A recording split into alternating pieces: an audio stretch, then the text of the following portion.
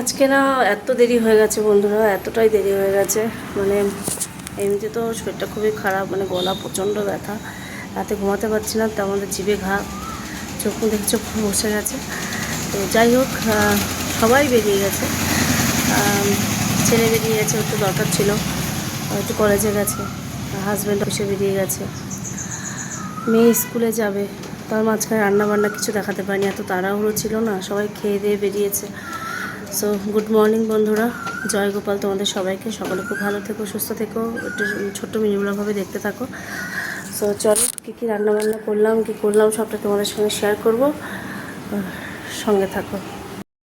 So বন্ধুরা, আজকে সকালে বেগুন ভাজা, আলু ভাজা আর জিরা দিয়ে ডাল করেছিলাম, আর সাদা ভাত। এটা দিয়ে হাজব্যান্ডকে টিফিন দিয়েছি, হাজব্যান্ড খেয়ে বেরিয়ে গেছে।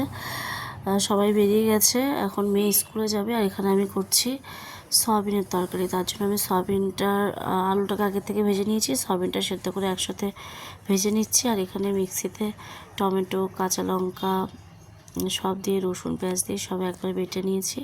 এরপর আমি সম্বার দেবো। ভাজা হয়ে গেছে, গলাটা খুব ব্যথা জানো তো। দারচিনি, লবঙ্গ, এলাচ সম্বার দিয়েছি।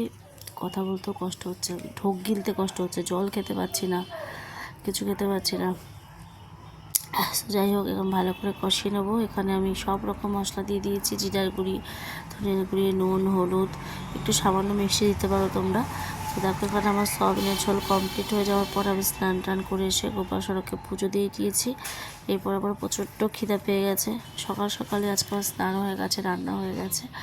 তো আমি এখানে আলু ভাজা দিয়ে আর বেগুন ভাজা দিয়ে ভাত মেখে খাচ্ছি, যেটা আমি ভীষণ প্রিয়। কিন্তু আমার ভাত খাওয়া উচিত নয়, কিন্তু কী করবো, বিশ্বাস করো বন্ধুরা, শরীরটা এতটাই খারাপ যাচ্ছে, আর কিছু করে উঠতে ইচ্ছে করছে না। তারপর মেয়েকে স্কুলে দিয়ে আসলাম। তারপরে মেয়েকে স্কুলে দিয়ে আসার পর ওষুধ খেয়ে নিলাম। তো চলো, ভিডিওটা কেমন লাগলো অবশ্যই জানিও। ভালো থেকো সবাই, টাটা।